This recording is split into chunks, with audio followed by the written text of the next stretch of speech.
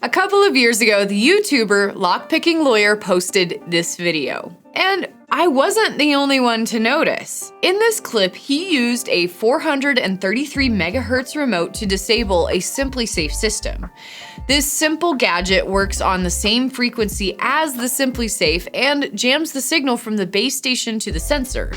Since that video was posted, we've seen comments from our viewers asking about SimpliSafe's strength against hackers. There's also been a lot of buzz about the system jamming method and its legitimacy as a threat. Does it work? How common is it? And how could someone prevent it? On today's Ask Safewise, I'm going to test the method too and share a few ways that you can prevent hacks and system jamming.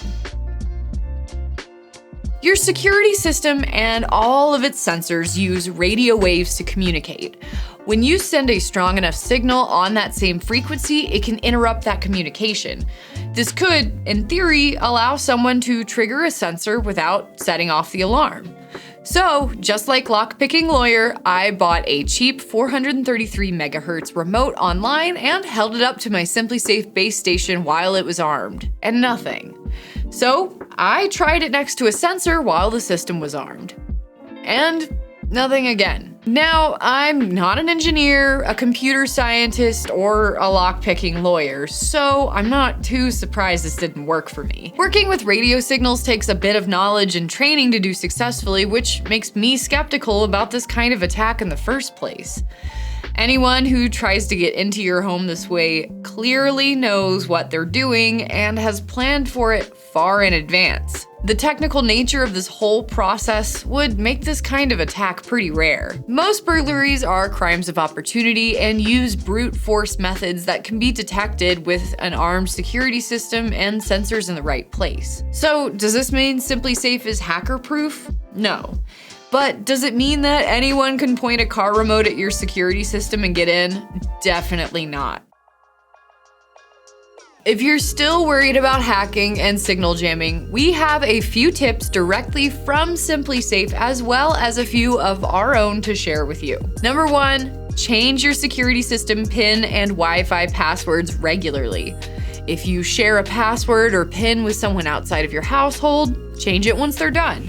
Or change it every couple months. The schedule isn't really the important thing, but what really matters is that these important codes aren't the same for just years and years on end. It's an easy way to keep hackers on their toes and you mindful of what your security system is doing. 2, monitor your home security app and camera feeds while you're gone.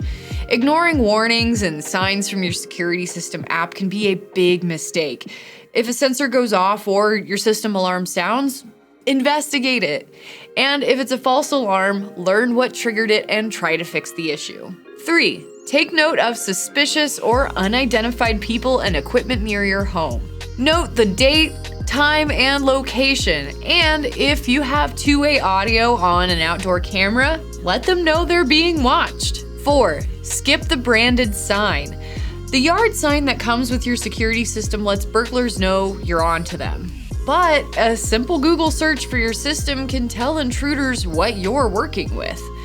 This can leave you vulnerable to anyone determined and knowledgeable enough to get in. So while you shouldn't skip the yard sign altogether, you can find generic signs that tell others your home is safe and well guarded. You can find generic security signs on Amazon for just a few bucks. We'll drop links in the descriptions if you want to check those out. Unfortunately, there isn't a completely bulletproof home security system out there. That chess game between intruders and home security brands continues with folks like us caught in the middle. The best way to avoid hackers and intruders is to be prepared with a few basic best practices that keep you, your home, and everything in it safe. If we left you with more questions, drop them in the comments below. We make Ask Safewise videos every week, and we would love to hear what's on your mind. Tag those comments with the hashtag AskSafewise, and we might feature your questions on a future episode. Thanks for watching and stay safe.